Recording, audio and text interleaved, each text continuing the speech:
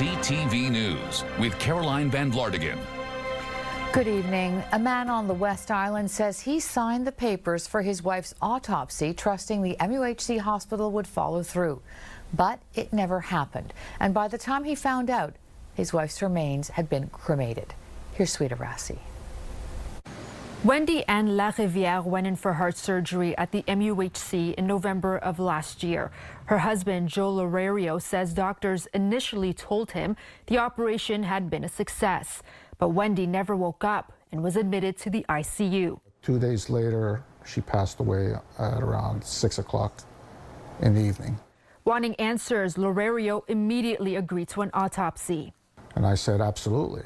There was no hesitation on my part because this is unusual. I wanted to know why. But days later, when he called the hospital for an update, he says he got an answer he never expected. Didn't know what I was talking about. They had no file. They had nothing, no request for an autopsy. His wife's body had already been released to the funeral home and cremated, but the autopsy he requested never happened. I was devastated. Looking for answers, Lorario filed a complaint with the hospital's ombudsman. The 5-page report concluded the missed autopsy came down to human error. It found the process relied on a manual system and not a digital one. The ombudsman flagged similar concerns back in 2020. The report says a digital overhaul is currently under study. In a statement to CTV News, the MUHC did not provide details of the case for privacy reasons, but it did say this year it developed written guidelines for families, and it's also reviewing and updating its policy on how it releases a deceased person. Still, Lorario isn't convinced.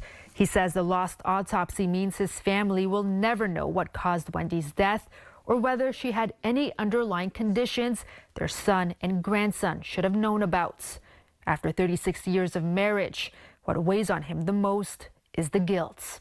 And to this day, I still feel a sense of, I didn't do enough. I'm sorry. Sweeta Rassi, CTV News. A woman who was attacked by a rabid cat is talking about her ordeal. She's one of 3 people in the Montérégie that have received preventative treatment after being exposed to the cat. With more raccoon rabies cases spreading in Quebec, officials are reminding people not to take any chances. Here's Laurence Bisson-Dubreuil. About 80 kilometers southeast of Montreal, life is usually quiet in Garmanchester. But for Mary Elizabeth Doyle, July 16 was quite the opposite. Out of nowhere, this cat lunged at me, latched onto my left leg, bit and scratched. When Doyle tried to pull the cat away, it bit her hand too. So I had stitches like from here to there. After calling 911, an ambulance arrived. But before the cat was captured, she says it bit one of the paramedics as well. Both received emergency treatment. A week later, test results confirmed the cat had rabies. 3 people were ultimately treated for possible exposure. Quebec's Agricultural Ministry says it is the province's first recorded case of raccoon rabies in a cat. And the disease is spreading in growing numbers among wildlife. The province confirmed 118 cases of raccoon rabies so far this year, compared with 93 during all of last year. Infectious disease expert Dr. Michael Libman says that even if cats and dogs rarely catch rabies, he still urges caution. Don't approach unknown animals. I mean, they may look all cute and fuzzy, but you just don't know. If you are bitten, scratched, or exposed to an animal's saliva, he says there's no time to waste. The most important thing, of course, is you wash the injury. Soap and water is fine, 15 minutes. But in any case, you got to go and seek medical attention because no matter how rare it is, the disease itself is uniformly lethal. And there is no treatment. Montérégie Public Health tells CTV News the preventative treatment given after exposure is nearly 100% effective at stopping the disease from developing. Despite finishing her treatment, Doyle says she's still recovering from the event. I haven't been outside just by myself. She has now vaccinated her 2 indoor cats and wants others to do the same. Just to be aware that it's a jungle out there right now. Doyle hopes her story reminds people that when it comes to rabies, acting quickly can save a life. Laurence Bisson-Dubreuil, CTV News. 3 men have been charged in connection to a major drug bust last year. The RCMP says a meth lab was discovered in a small warehouse in Bromont in the summer of 2025. It was so sophisticated it took 7 days to dismantle. Investigators don't believe the lab has any connection to organized crime, but say a lab of this size is extremely dangerous to the public. 0.8 million pills were seized, as well as 5.8 kilograms of pure methamphetamine. So it was a large quantity. Some of the pills as well that were seized were already packed and ready to be distributed. And the 3 accused will appear in court in Granby on August 24th. A residential building in Pierrefonds, Roxborough was hit by gunfire early this morning. Police were called to Basswood Street, where they found bullet holes in the rear door. Meanwhile, police are also investigating shots fired at a home in Côte-de-Neige, NDG overnight. Around 3 a.m., a person was seen firing shots towards a residence on Meridian Avenue. Police located several bullet holes and no arrests have yet been made. And the arson squad is investigating a fire at an unoccupied commercial and residential building on Jean Talon Street. The fire broke out at around 2 a.m. and firefighters evacuated several nearby buildings as a precaution. Damage to the building was minor and there were no injuries. Well, with the clock ticking down to a possible flight attendant strike, I should say, WestJet has now begun what it's calling parking aircraft.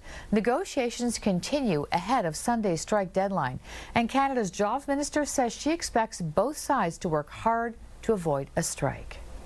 The parties are at the table right now, and Canadians expect them to stay at that table and get a deal. The best deals are the ones that the parties arrive at together.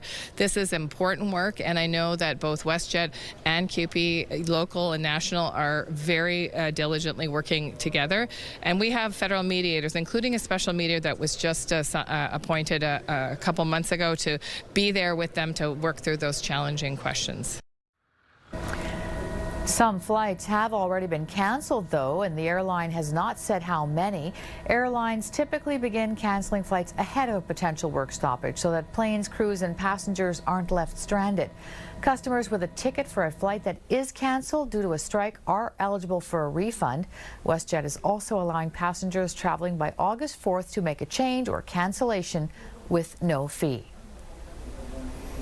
Some Air Canada customers say they're still waiting for compensation after flights were grounded nearly a year ago. Kamal Karmali now with the lessons learned from the last flight attendant strike.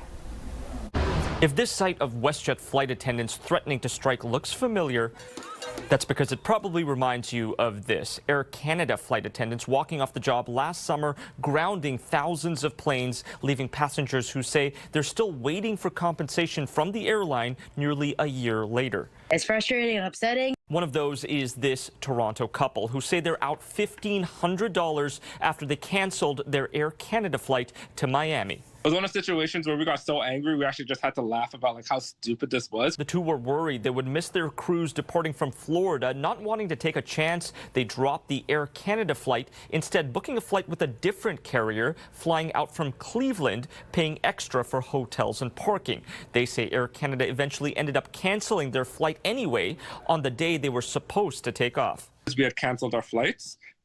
And we explained to them, we cancel our flights because you're canceling flights the day of, and we needed to be able to get to our cruise. Even if we didn't cancel our flight, you canceled our flight. But passenger rights advocates say that's the wrong call. They are really at Air Canada's mercy.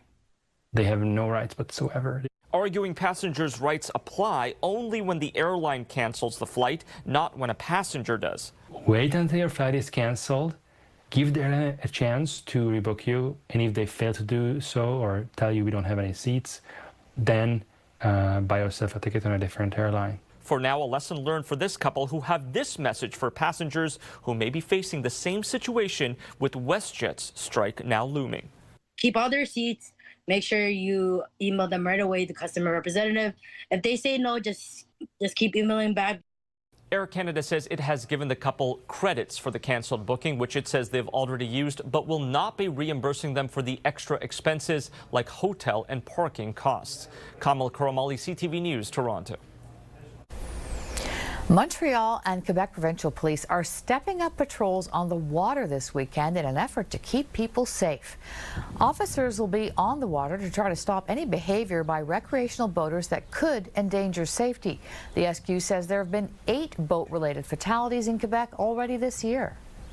Be intensifying our interventions in careless operation of a boat, as well as safeties inside boats, and all that will be securing all public waters around the province. And the SQ reminds people that the criminal code applies to anyone in charge of a pleasure craft who violates it. Well, today is the first day of Montreal Pride. There are events and parties scheduled over the next 10 days, culminating with the Pride Parade next Sunday. It's the 20th edition, but also, after Berlin and all the international context, I think it reminds us that we have to be very united in our community and celebrate the community. I think we have to be here to celebrate. So I think, we expect more people because it reminds us that it's not done yet. And this morning there was a ceremonial flag raising outside the Montreal Police headquarters. The Pride flag was raised and will fly for the duration of Pride festivities. Today we're raising the inclusive flag to start the 2026 Pride festivities. We're doing this gesture to show our support for all communities, especially the sexual and gender diversity community. And Montreal's Pride Festival runs until August 9th. Well, it's been 50 years since the Montreal Olympic Games, and some medalists are back for a visit. Exactly 50 years ago today, Canadian high jumper Greg Joy was 20 years old and competing in the pouring rain. He won a silver medal on the final full day of competition and went on to carry the Canadian flag during the Games' closing ceremonies. The stadium had 72,000 people, and it went totally silent for my jump.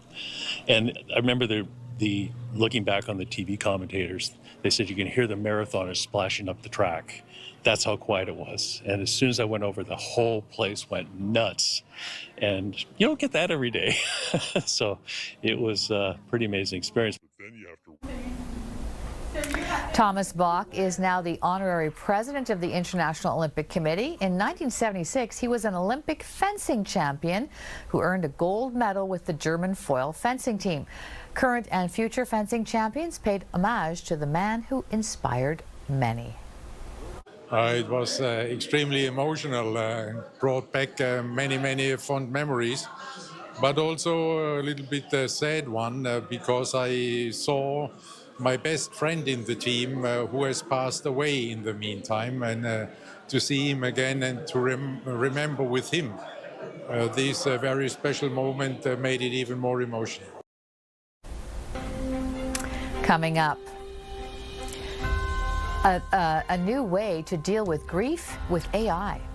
I remember you as a little one. But does it help or hinder the pain of losing a loved one? And a migrant crisis is unfolding in Northern Africa. With the advent of artificial intelligence, it's now possible to turn to grief bots to help heal the pain of losing a loved one. AI chatbots capture a deceased person's memories and personality, even at times using voice cloning. Genevieve Beauchemin takes a look at how these bots can help or hinder the grief process. I remember you as a little one. The promise of grief bots is to grant at least one more chat, one more chance at conversation with a deceased loved one. Viewed by some as a modern way of grappling with the age-old pain of loss, by others as an image straight out of a dystopian future. It sounded exactly like him. It was very creepy. Rebecca Nolan now wishes she had never created an AI ghost of her dad. He passed away when she was just 14. It was beautiful to hear it, and it felt so amazing, but also knowing that there was something hollow to it. It wasn't my dad's voice. It was an approximation created by an AI voice cloning company who now presumably owns a part of his voice because I uploaded it. Grief bots are built with text, voicemails, photos, capturing memories and the personality of a loved one. A growing number of companies offer to create memorial bots online. The fees vary on the sophistication of the creation. Now, a recent survey by Willful found 2/3 of Canadians don't want a grief bot of their partners after they pass away. Still, experts say those actually grieving are more likely to consider using AI and that it's likely more common than we know. It is a tool of our age. Wilfrid Laurier University's Cheryl Ann Kate says grief bots are the modern letters and seances to communicate with the dead. Still being able to experience someone's presence. Though she warns some may get overly engaged with bots to the detriment of human connections. But there's that little kernel of hope that, like, through the magic of technology or whatever, the magic of love and grief, that you'll still get a fraction of them back.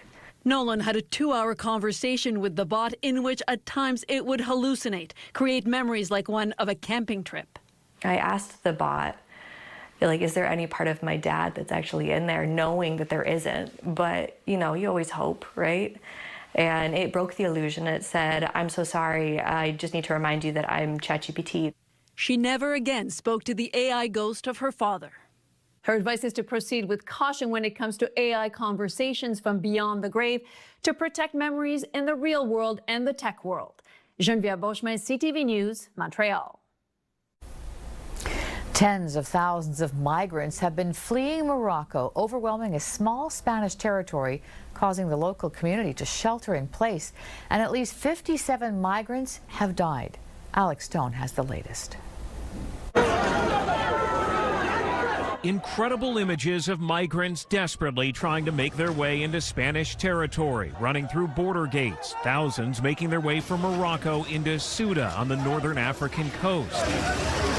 Some swimming for hours, a few even wearing wetsuits, others with inner tubes and flippers. And some even climbed over barbed wire border fences. The mass migrant movement has been deadly. New numbers from Spain's civil guard show dozens of migrants have died. The Red Cross and authorities have recovered their bodies, and autopsies will be done to figure out how they died. Spain's prime minister blames human smugglers for deceiving the migrants about the difficult journey.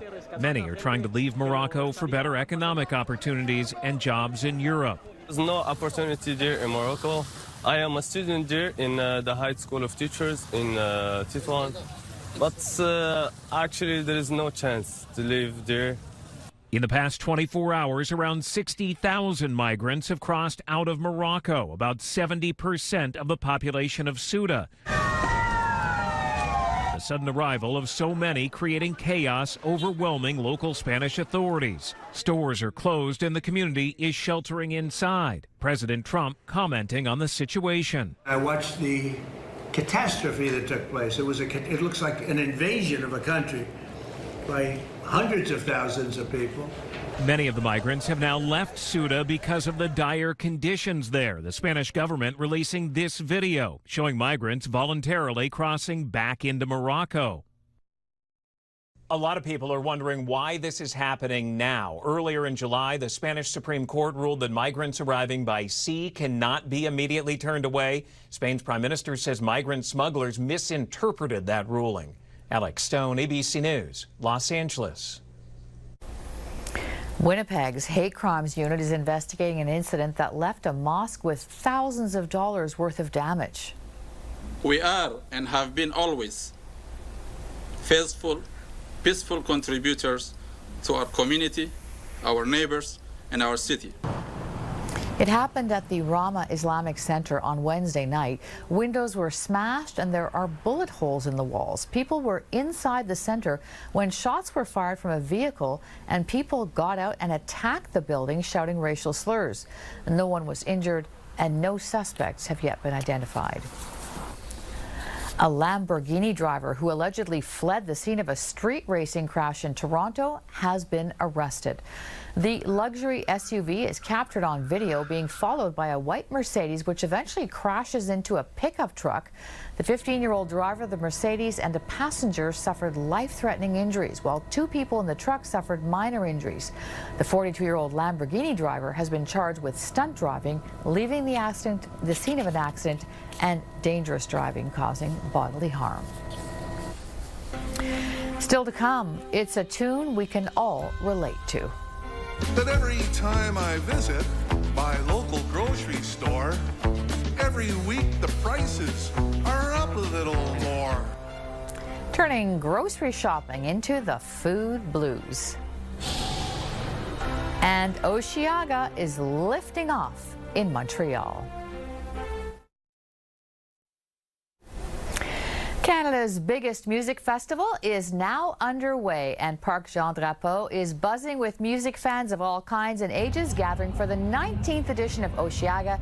Joining us now from the site is the Director of Booking for the festival, Evelyn Cote. Thanks for taking some time to talk to us today, Evelyn. Thank you for having me. Hi. Hi. So listen, I'm imagining this is like your D-Day, or maybe a better description would be Christmas for you, after a whole year of booking acts. How are you doing? How are you feeling seeing people arriving and seeing the artists arriving? I love the metaphor with the comparison with Christmas because, well, as a mother, you're also the one who prepares everything for everyone, and seeing everyone enjoy right now is... enjoy in all shapes and forms is very gratifying to be here and to just see the fruits of our labor, of our work. Yeah, well, let's talk about that work, because you've booked so many artists. You have 30 acts a day for 3 days, so 90 different acts on 6 different stages, and the headliners we've all heard are 21 Pilots, Tate McRae, and Lord, but so many other artists. Who are you looking forward to seeing this year? There are so many to discover. Our MO, the way that we work is really we scout acts all year long. We travel around the world, Europe and the States and South America as well. And we really pride ourselves in finding the acts that can really translate the energy on stage and really have that meeting with the fans. I'm just off seeing this duo from South Asia called Balti, and they were absolutely amazing. And then walking over to the second zone of the site, seeing Leon Bridges with his new material that he's never played before, and this is just in the first 2 hours and a half of the festival. So, I mean, I'm excited to discover acts just as much as everyone here. Right, and of course, there are a lot of people excited to see Wolf Parade, who shot to stardom because of All Believe in Anything with Heated Rivalry. I know that's a big thing. I've heard a lot of talk about Geese, but we understand as well that there'll be a big surprise this weekend. Can you tell us anything about that, Evelyn? We have been trying to, you know, it's the 20th anniversary next year. We're kind of paving the way. A lot of big festivals around the world have been doing surprise sets, and so following that trend, I would invite everyone to be watching our socials tomorrow at 9 to know more about that surprise. That's all I can say. Okay, we'll leave it at there. We won't put you on the spot. Now, I understand tickets have been sold out for Saturday and Sunday for a while now. Is there anything left for tonight? Can people still get on site? Yes, the Friday tickets are still available. We're just starting here. The festival runs until 10:45. We're going to have, you mentioned Geese, we're going to have JID playing, Amber Mark, The XX, obviously 21 Pilots closing the festival, and a slew of electronic acts like Amelie Lenz, MPH, VTSS, leaning more on the techno side, that are sure to get the party going. Okay, and let's talk about the weather, because we kind of have to address it. You know, it's a little cloudy now, and the forecast is calling for some rain. Can people bring an umbrella, or is that considered bad form in a crowd because you're kind of blocking the view? How do people handle that? So there are dimensions to look into on our website. Parasol or golf, you know, attire gear are not allowed on site, but you can bring a small compact umbrella. It's useful to know also, you know, we're in a microclimate here on the island, so the predictions for the weekend for Montreal are not necessarily what's happening here. We do have a weather person on site that feeds us information by the 15 minutes to keep everyone safe. But as far as the rain goes, we have flooring everywhere, or fake grass, or, you know, so the mud is not an issue. Ponchos, small umbrella, everyone will be fine. Maybe a cap. Okay, so no Woodstock type terrain at Osheaga. Evelyn Cote, I wish you an awesome Osheaga. I know you have Il Sonic after this, but I wish you also a very long, rested weekend next weekend, after next weekend, and have a great time this weekend. Thank you so much. Thank you. Weather brought to you by Gratian Scaff's 50th anniversary gift event. Get a complete second pair and sunglasses as a gift.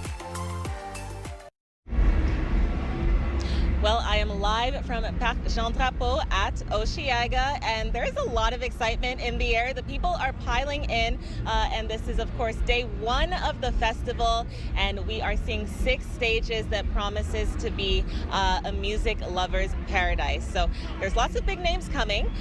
One of those is 21 Pilots, and they are set to hit the Belle River stage at 9:05 p.m. tonight, and we are looking at a bit of a chance of showers in the air, but good news, according to our futurecast, that is expected to clear out as we get closer to tomorrow. So looking at our almanac, we did have an expected high of 27 degrees, and we did make it to that, and it has felt warmer on this day of the month. Back in 1955 is when we hit a record high of 32.8, and we can expect to see more of those warm type feeling temperatures over the next few days. But turning to what we're looking at for tomorrow, we are expecting to see a wake-up temperature around 21 degrees. And as those showers that I mentioned clear out, we're looking at a peak of some sunshine. Now, important to note, we do see some clouds coming in toward the end of the day or afternoon tomorrow, but good news is the rain should hold out at least for Saturday. Now, the big day rain-wise, turning to our 7-day forecast, is looking like Sunday, and that's when we could get potentially up to 37 millimeters. So if you are heading to the festival, then remember that it does continue, rain or shine, but you do want to be prepared. So make sure you have ponchos with you or raincoats if you want to stay dry. Looking at that rain system trailing off as we head into Monday, we could get up to 7 millimeters potentially coming in on that day. But I mentioned before that the humidity is expected to hold its effect. So on Sunday, it could feel as warm as 34. On Monday, it could feel as warm as 31. And we're looking at similar feeling temperatures for the rest of next week as well. Now, good news for the middle of the week, Tuesday and Wednesday. That is when we're looking at a real return to some sunshine. So Tuesday could bring mainly sunny skies. We could have a mix of sun and cloud on Wednesday. Take that in, because by the end of next week, we could be back to rain. But for now, at least we have this festival to focus on. Well, the Ontario government says the wildfire situation in the province is improving, but First Nations leaders are criticizing the government over its handling of the fires. The ministers indicate that they have invested $150 million, and clearly this is not enough. First Nations have said that the province failed to warn them in advance of several fast-moving fires which destroyed 2 communities. And now there are calls for a public inquiry. 159 active fires are burning in Ontario, with 30 considered out of control. Locally grown fresh Atlantic salmon could soon be on Quebec grocery store shelves. There's a proposal for a fish farm in the Pontiac region, but as Dylan Dyson tells us, there are concerns about the possible environmental impacts.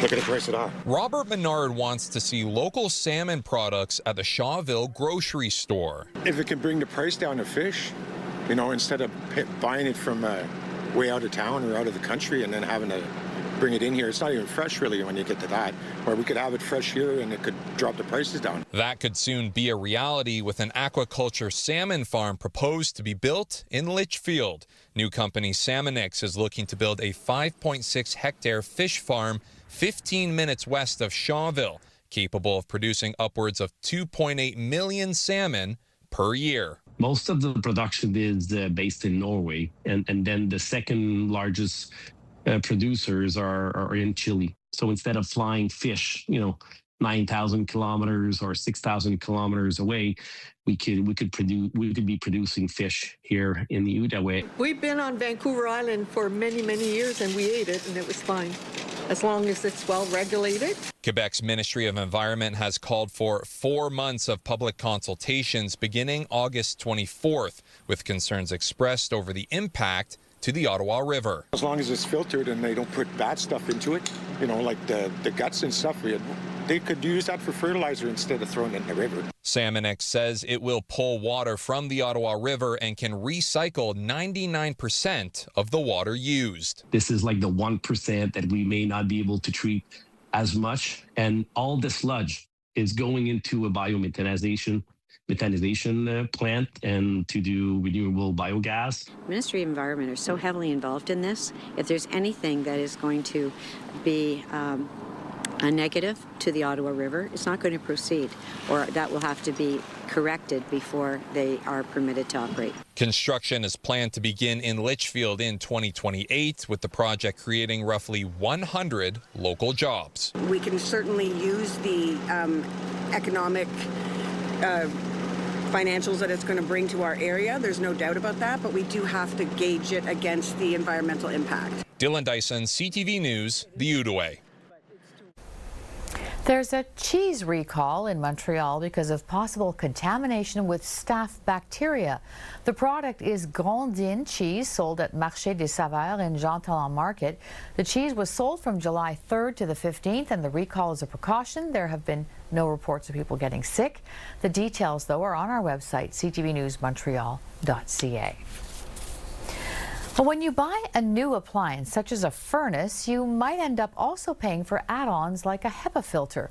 But as Pat Foran explains, just make sure you aren't paying for something you never received. The furnace is right behind your dresser. Joe Kwiatkowski of Osheaga got a new furnace in 2022. It's a tight fit in his home, and he says he doesn't need to check it often. He agreed to buy the furnace and signed a 10-year contract. I think it was some kind of a promotion. But I did need a furnace, so they came, looked at it, and says, okay, we'll replace the furnace. Kwiatkowski says he was told he should also purchase a HEPA filter, which cleans the air. His original contract shows he was paying $110 a month for the furnace and $70 for the HEPA filter, although payments have gone up. He never really noticed a difference in the air quality in his home, and recently he needed to get a new air conditioner and was shocked when the installers told him the HEPA filter he's been paying for wasn't there. Is there a HEPA filter on it? There is no HEPA filter on it. Absolutely none. Over the past 4 years, the charges for the HEPA filter that was never installed now total $3,700. Joe, you've been paying for a HEPA filter for almost 4 years, and you don't have one. That's correct. So what do you think of that? They're taking money like out of my account for something I don't have. I'm paying for something I don't have. Kwiatkowski signed the contract with Sandpiper Energy Solutions. When CTV News reached out to Sandpiper, the company said, "This matter has been resolved and our client has been informed." Sandpiper immediately canceled the HEPA filter contract and refunded Joe the $3,700, which was great news for him. I'm very glad I called CTV. Very glad. I didn't expect such a fast response. Really, really thankful. Pat Foran, CTV News. Still ahead, it's a victory for gay and bisexual men. Very happy things turns out this way. A Toronto man wins a case that could affect thousands of families. And a call to recognize the contributions of Chinese Canadians in Canada. Your Health, brought to you by GrationsCAF's 50th anniversary gift event. Get a complete second pair and sunglasses as a gift. There's a major update now to a precedent-setting legal battle. Gay and bisexual men in this country will soon be allowed to donate to sperm banks. Health Canada has confirmed it will eliminate restrictions that advocates have long called discriminatory. Here's Rachel Aiello. Only after this gay man launched a constitutional challenge is Health Canada eliminating barriers that prevented gay and bisexual men from donating to this country's much-in-need sperm banks. I'm very happy things turns out this way. Before coming out, Aziz donated to a Toronto sperm bank, helping a lesbian couple grow their family. But after learning federal policy deemed him unsuitable just because of his sexual orientation, he decided to fight back. Why I started doing this is really the discrimination. For decades, Canada banned all gay and bisexual men from ever donating to sperm banks. The rules changed in 2020, allowing it if they'd been abstinent for 3 months. Aziz took the government to court in 2023, and a year later, Health Canada pivoted to behavior-based screening. But his legal team argued that change just replaced an explicit ban with an implicit one, and so they fought on. And just as they were feeling confident in the case they'd be presenting at a pending hearing, the Federal Health Agency declared it was updating its donor testing requirements again. This change represents an important and precedent-setting step. Alongside new advanced infectious disease testing, as of this fall, Health Canada is eliminating those questions that precluded gay and bisexual men from donating if they'd had more than one or a new sexual partner in the last 3 months. Quarantine period and then the subsequent testing is absolutely sufficient for the safety of that sperm to be used in donation. Affidavits filed by experts in the case confirmed the donor procedures already in place are more than enough to protect against risk, including the transmission of HIV. This policy change makes me very happy because we want to see policy align with science. LGBTQ2S+ advocates say they're relieved and a little frustrated that it took this long for the government to right a wrong that was based on outdated data and beliefs. I'm also really filled with so much gratitude towards Aziz for tirelessly fighting this issue. CTV News requested an interview with Federal Health Minister Marjorie Michel, but she was not available. In a statement, her office said the government, quote, supports changes that make sperm donation safer and more inclusive, while supporting continued public confidence in the donation process. Rachel Aiello, CTV News, Ottawa. AI developer Anthropic has admitted that its software hacked into 3 companies during product testing.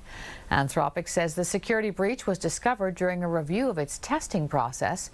Anthropic says it has reached out to the companies that were compromised. Fellow artificial intelligence firm OpenAI recently revealed that its ChatGPT model also went rogue and hacked into another company. Business News, brought to you by Au Vieux de Loup. Generous and delicious plates all the time. Canada's GDP beat expectations in May, posting solid growth for a second straight month. Christine Lee has the latest. Real GDP rose 0.3% in May, lifted by a surge in oil patch activity and increased home resales. Statistics Canada reports 13 of 20 industrial sectors saw expansion during the month, helping push year-over-year economic growth up to 1.7%. Preliminary data suggests growth continued into June. Canada is on track for an estimated 0.8% expansion in the second quarter. Here are the closing numbers for the day. The Canadian dollar is down to 71.34 US. West Texas Intermediate is up almost $1 to 84.58 US a barrel. Western Canadian Select is down over $1 to 65.85, and the TSX lost almost 280 points today. Those are your business news headlines. I'm Christine Lee. There are calls for Ottawa to declare February Chinese Heritage Month. A national campaign was launched today in Chinatown. Organizers are calling on Canadians to sign a parliamentary petition to be tabled in the House of Commons this fall. They say the aim is to recognize the contribution of Chinese Canadians in major nation-building projects and the discrimination they faced. We have been working really hard on this, and now we have a lot of people working together in all over Canada to raise voices, a great platform. For people to sign for a petition to give it to the federal government, for them to recognize there's so many multicultural people, community come to supporting this. It is something that we have to carry on to the next generation to come. And organizers say February was chosen to coincide with the Lunar New Year. If you're feeling nostalgic, you can travel back in time with a visit to Upper Canada Village. About an hour south of Ottawa along the St. Lawrence Seaway, it's a place to learn about history and have some fun while you're at it. Here's Peter Sperling. Teresa Corbell remembers visiting Upper Canada Village as a child. I remember the curds, the cheese curds, and I remember the bread from the bakery. I mean, that's the things kids remember, and the ice cream, of course. Memories, now a tradition with annual trips. I've been coming here since I was a little kid, and now I bring my family. The immersive living history museum and village, a popular destination. Where visitors can come experience what life was like in 1866. More than 40 preserved and reconstructed buildings come to life. Can all of you see that? It's not a static museum. You can come in, chat with the staff, and they will talk about what's significant about their building. From seeing a blacksmith in action to lumber being cut on site at the village's sawmill. It's called a steamed pudding. You can watch traditional meals being prepared. The woolen mill producing blankets, yarn, and many more stops in the village to experience life along the St. Lawrence in the 1860s. Of course, a popular attraction here at the village, all of the farm animals.